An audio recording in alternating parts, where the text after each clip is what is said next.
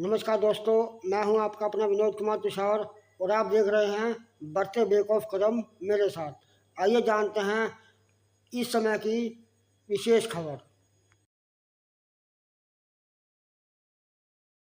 ऐसा करते हैं हम यहाँ आ जाते हैं, पीछे ये आ जाएगा और फोटो सबकी आ जाएगा।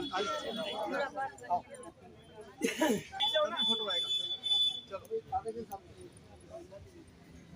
सामने देखो, सामने देखो, मेरी तरफ नहीं देखो, तभी फोटो आएगा। ठीक। भारत माता की जय, भारत माता की जय, भारत माता की जय, इंकलाब जिंदाबाद, इंकलाब जिंदाबाद, इंकलाब जिंदाबाद।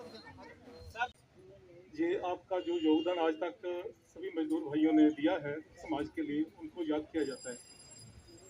पहले जैसे जज साहब ने बताया कि 1886 में जब ये मजदूर दिवस आया, उससे पहले 20 घंटे तक मजदूरों से काम करवाया जाता था। उनको बोला जाता था कि एक दिहाड़ी का मतलब पूरा 24 घंटे होते हैं, फिर भी 20 घंटे तक काम करवाया जाता था। लेकिन ऐसा संघर्ष हुआ कि 8 घंटे सरकार को मानना पड़ा और 1899 में 89 में ये मई दिवस लागू हो गया। ये किसके कारण? संघर्ष के कारण, एकता के कारण। जो मजदूर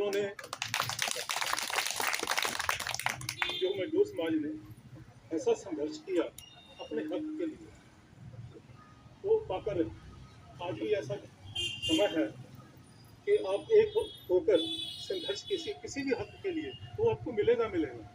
चाहे वो आपकी वेंडिंग जोन का है, वेंडिंग साइड का है, जब कोई भी आप हक से लड़िए, कानून से लड़िए, आप सबको मिलेगा। आप मेरे पास आइए, जो भी बन सकेगा कानून के मुताबिक से ज़्यादा मैं करूँगा। अगर आपको कोई भी प्रॉब्लम है, बिना झिझक आप जज साहब को बता सकते हैं, कोई भी सलाह ले सकते हैं, मेरे से ले लीजिए बिना केस के। अगर आपने कोई भी सलाह भी लेनी है, कोर्ट में भी आकर लेनी है, तभी मैं तैयार हूँ, हर वक्त तैयार हूँ, जब तक भी तैयार हूँ। लेकिन कभी आपसे कभी केस नहीं मांगी, ना ही मांगेंगे। मैं तो बैठा ही वहाँ पे हूँ। एक्चुअली हम देखने को वाइट कपड़े पहनते हैं, लेकिन हम भी मजदूर हैं। हमें भी उसी दायरे में रहकर काम करना पड़ता है। हम भी 8 घंटे काम करते हैं, आप भी 8 घंटे काम करते हैं। बस फर्क इतना है कि हमें थोड़ी सी दिहाड़ी ज़्यादा मिलती है आपसे। हम भी मजदूर हैं। ये मजदूर समाज है, ये देश की प्रगति के लिए हम ऐसे देखते हैं। तो सुबह जब हम घर से निकलते हैं और शाम तक जो भी हम देखते हैं, बिल्डिंगें हैं, सड़कें हैं और कुछ भी है, वो उसमें किसी मजदूर का पसीना बहा होता है। हर हालत में उसका पसीना बहा होता है, तो सड़क बन नहीं सकती। हम एसी में अंदर बैठते हैं, वहाँ 40 डिग्री 45 डिग्री में मजदूर काम करता है। रेडी वाला सुबह निकलता है, शाम तक जो भी कमाता है पसीना बहा कर कमाता है। अगर उसको ही उसका हक ना मिले तो फिर बहुत मुश्किल है ना।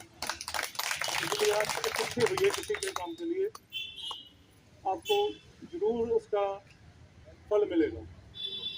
जैसे ना मेरे ख्याल आज से 40-45 साल पहले एक फिल्म आई थी मजदूर। जो रेडी फड़ी वाले हैं ना, वो भी मजदूर हैं। जरूरी नहीं जो तसला उठाते हैं वही मजदूर हैं। जो रेडी फड़ी वाले जब कुछ भी छोटा काम करते हैं, वो सारे मजदूर हैं। हम बड़े मजदूर हैं, ठीक है कि नहीं?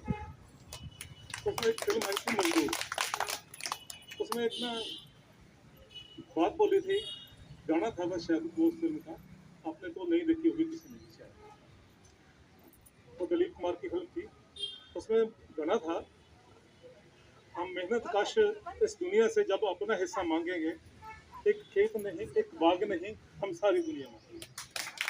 जो तभी हो सकेगा जब आप एक होकर संघर्ष करेंगे किसी चीज के लिए।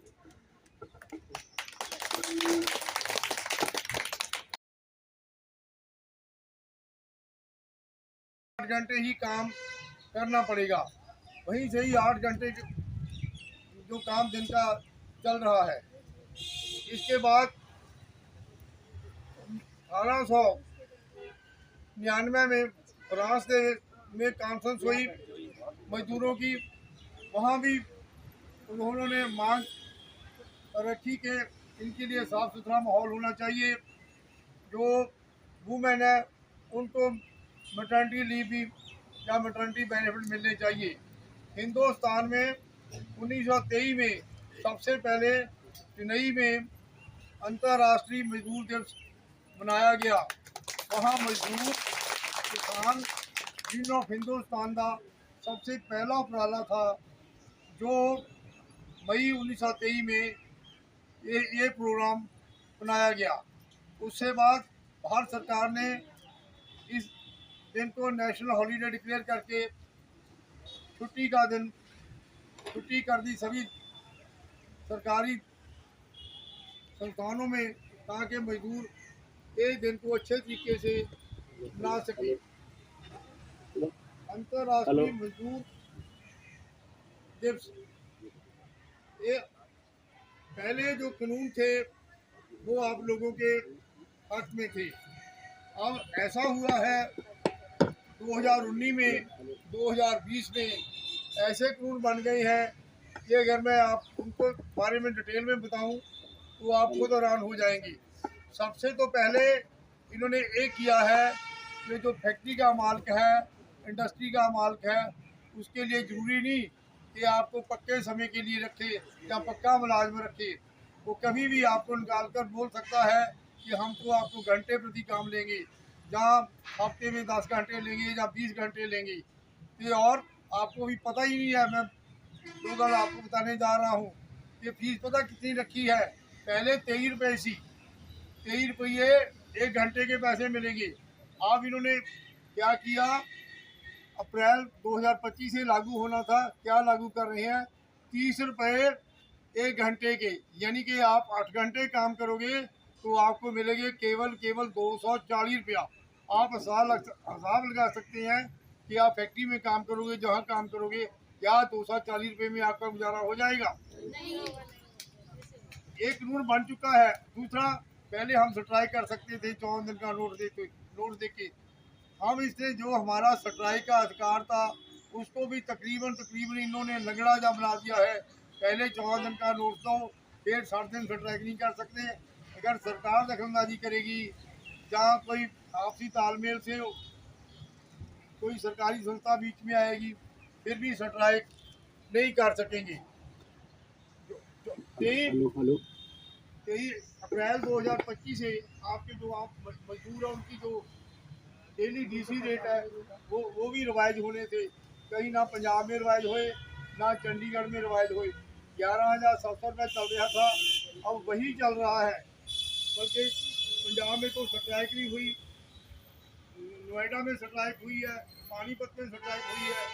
वो यही मांग कर रहे थे कि हमें हमारी जी तनख्वाह है वो बताएं, लेकिन उनके साथ वो पुलिस ने वहाँ बहुत बुरा हाल किया। कई मजदूरों को फटती आई, चोटी आई, कई को अस्पताल जाना पड़ा। इसलिए मैं आपको यही बताता हूँ कि जब तक आप लोग इकट्ठे नहीं होते, इकट्ठे होकर संघर्ष नहीं करते, कोई किसी को कुछ नहीं मिलेगा। अब मैं आता हूँ आपके रेडी फड़ी कानून के साथ। रेडी फड़ी कानून इतना अच्छा है, लेकिन बदकिस्मती के साथ जिन लोगों ने इसको लागू करना है वही आपके एज ए दुश्मन के तौर से वतीरा करते हैं। कानून में जो भारत सरकार की हदायतें हैं उन्होंने स्पष्ट किया है कि जहां सर्वे हुआ था, जहां वो काम करता था, जहां जिस एरिया का उसको सर्टिफिकेट मिला था, वो वही ही काम करेगा। अगर उसको यहाँ से हटाना है, अगर उसको वहाँ से हटाना है तो उसकी राय ली जाएगी, उसको पूछा जाएगा। उसकी राय लेने के बाद ही जो सहमति प्रकट करता है तभी उसको दूसरी जगह पर बदला जाएगा।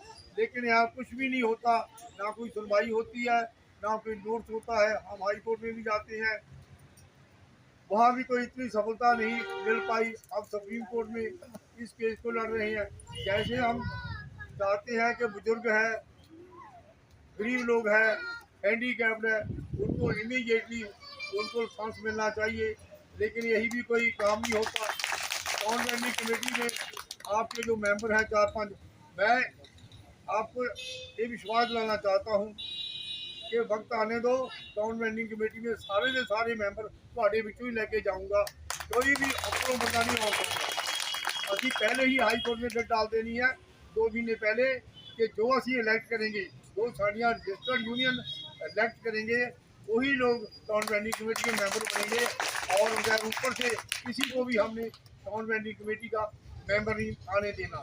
जब ऐसा हो जाएगा हमारी काफ़ी प्रॉब्लमें सॉल्व हो जाएगी, क्योंकि टाउन प्लानिंग कमेटी जो मेंबर है वो हमारे में से ही आएंगे।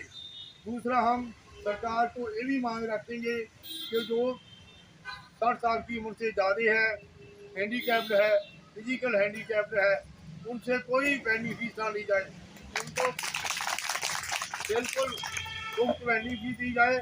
उसके साथ साथ उसकी जो सरकारी अस्पताल में जो उसको कभी लोड पड़ती है, सेहत खराब हो जाती है या कुछ हो जाता है, तो उसका इलाज भी सरकार फ्री कराए।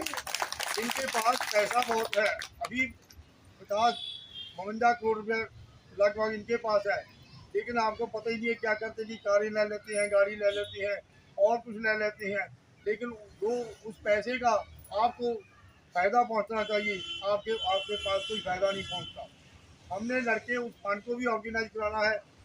एक जो प्राइम मिनिस्टर स्वयं निधि योजना है, हम इस पे लड़ेंगे कि जो प्राइम मिनिस्टर स्वयं निधि योजना के साथ 10,000, 50,000, 1 लाख रुपये मिलता है, हम इसको बोलेंगे कि ये सारी स्कीम डीसी के सुपुर्द कर दी जाए, क्योंकि वहाँ जो स्ट्रीट वेंडिंग सेल वाले लोग हैं हमारा नाम रिकमेंड ही नहीं करते, बैंकों को भेजते ही नहीं। अभी भी तकरीबन कोई 280 पता नहीं कितने करोड़ रुपया इनको गवर्नमेंट ऑफ इंडिया को वापस करना पड़ा। इन्हें लिया कि कोई हमारे के पास पैसे लेने के लिए आया ही नहीं है। आया ही क्यों? इन्होंने रिकमेंड ही नहीं किया किसी का केस, इन्होंने किसी का केस रिकमेंड नहीं किया। हाल ही में बैंकों वाले ने जा जाके लोगों को काफ़ी एडवांस किया, एडवांस पैसा किया, वहाँ काफ़ी पोजीशन अच्छी है इस वक्त भी। आप भी, मैं सभी को बोलूँगा कि सभी ये आपका फार्मर रिकमेंड करें चाहे ना करें, लग बैंक में जाओ, उनको दरखास्त दो कि भाई हमें प्राइम मिनिस्टर स्वयं निधि योजना के तहत 10,000 रुपया या 20,000 रुपया दो। जब आपको लोन मिल जाएगा ना, आप वो जहाँ काम करोगे वो जगह भी आपके लिए प्रोटेक्ट हो जाएगी, वो जगह भी आपके लिए प्रोटेक्ट हो जाएगी। लोन सभी ने लेना है, उसका हमने वापस भी करना है, उसका रिकॉर्ड भी रखना है। जैसे अभी कई हमारे जो वेंडिंग जोन है बिल्कुल डेड पड़े हैं, वहाँ कुछ भी नहीं है। मैं आपको दोबारा ही बताता हूँ कि इनको सिर्फ यही कहो कि भाई कानून लागू करो। कानून आपके हक में है, जैसे 22 सेक्टर है, 18 सेक्टर ला लो, इतनी जगह खाली पड़ी है, उसको वहाँ वेंडर को एडजस्ट किया जा सकता है, लेकिन ये नहीं कर सकते। सेक्टर 17 में भी वेंडिंग जोन होना चाहिए, लेकिन उन गरीब लोगों को पता नहीं कैसे कैसे उठा दिया, क्या काम करते हैं किसी को कोई पता नहीं है। नो वेंडिंग जोन चंडीगढ़ कोई भी नो वेंडिंग जोन डिक्लेयर नहीं हो सकता। मैं तो हमारी नॉलेज वास्ते, हमारे ज्ञान वास्ते ये बताता हूँ, पहले होएगा वेंडिंग जोन। जो वेंडिंग जोन ही नहीं बनया तो नो वेंडिंग जोन कैसे हो जाएगा?